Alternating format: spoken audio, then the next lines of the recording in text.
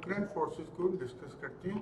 Concurrent forces, to और मोर forces whose line of action intersect at one point are called concurrent forces. Such forces always have a resultant through the point of concurrence. For example, हमारे पास ये कुछ forces हैं, ये force है, ये force है और ये फोर्स ले लेते हैं। इस फोर्स को हम कहते हैं कि ये फोर्स है हमारे पास F1 फोर्स है, ये फोर्स है हमारे पास F2 और ये फोर्स F3। तो ये कंकरेंट फोर्सेस हैं क्योंकि सारी एक ही पॉइंट से, इन सब का लाइन ऑफ एक्शन एक कॉमन पॉइंट को सपोज हम O से डिनोट करें तो ये सारी कंकरेंट फोर्सेस हैं, इन सब का लाइन ऑफ एक्शन सेम है, एक ही पॉइंट से ये पास कर रहा है। ये सारी फोर्सेस एक ही पॉइंट से इंटरसेक्ट कर रही हैं। इसी तरह आपके पास ये कुछ फोर्सेस, अगर यहाँ पे एक बॉडी है और बॉडी का कोई मैस भी है, तो मैस है तो दैट मीन्स उसका वेट होगा, और ये जो बॉडी है ये टू स्ट्रिंग्स के साथ अटैच्ड है।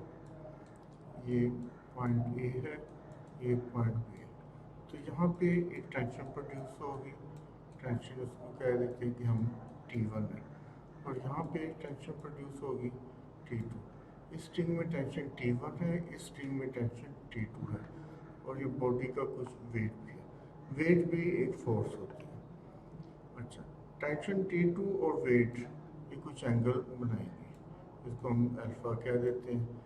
T1 और W भी कोई एंगल बनाएंगे, इसको हम बीटा कह देते हैं, और ये कोई एंगल।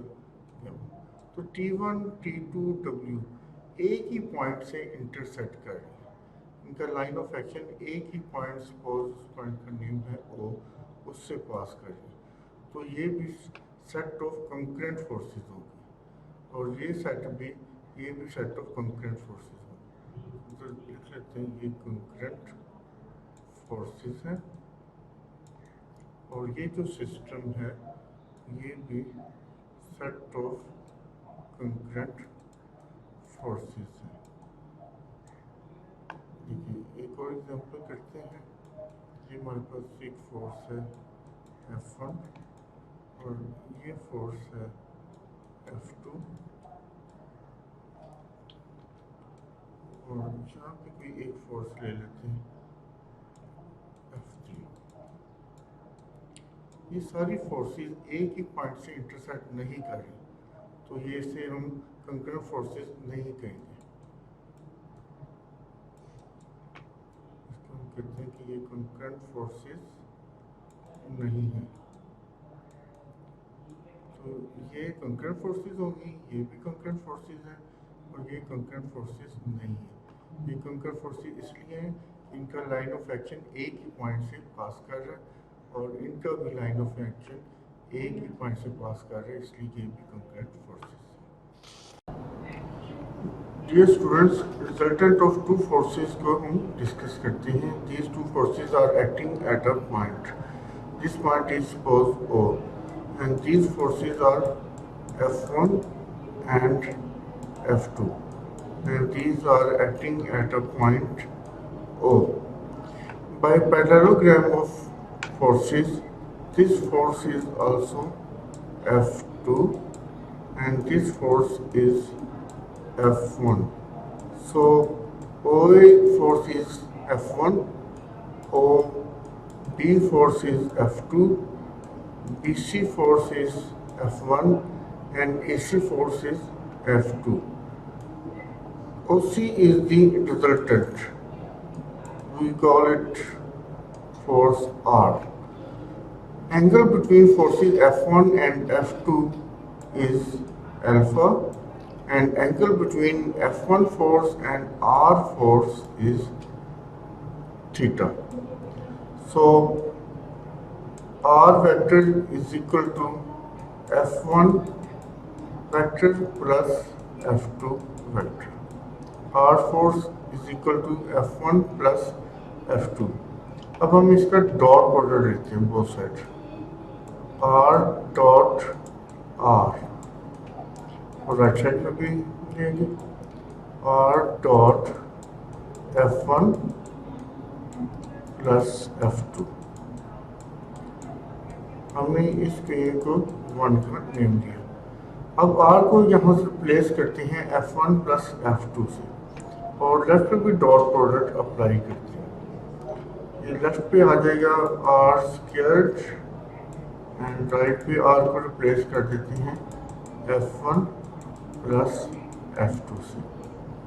तो ये आ गया F1 plus F2 dot F1 plus F2। Vector algebra से राइट हैंड साइड को एक्सपेंड करते हैं, तो ये बन जाएगा F1 dot F1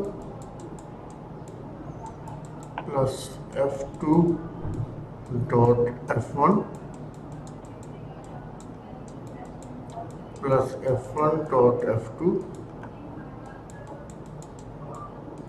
and in the last F2 dot F2 dot F2। अच्छा, ये किसके इक्वल हो जाएगा? F1 dot F1 F1 into cos of 0, क्योंकि टू फोर्सेस हैं और सेम है तो उनके बिटवीन एंगल 0 डिग्री होगी, तो इनकी मैग्नीट्यूड लेंगे F1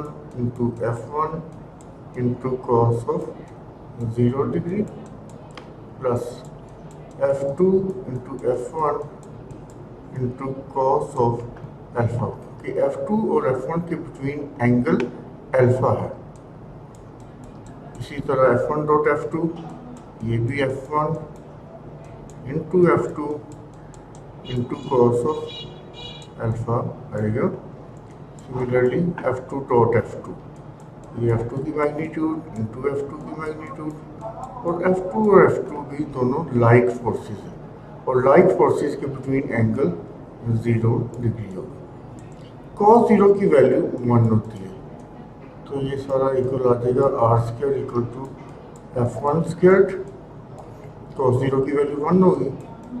अभी सेकंड टर्म और थर्ड टर्म सेम है, तो ये आ जाएगा 2F1 F2 cos of alpha, और F2 इंटू F2, तो ये F2 स्क्वायर हो जाएगा।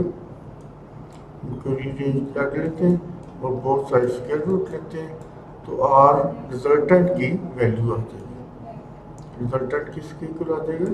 Square root of F1 square plus F2 square plus 2F1 F2 cos of alpha. तो इसका नेम हम 2 दे देते हैं। तो ये हमारे पास मैग्नीट्यूड ऑफ रिजल्टेंट फोर्स आ गई।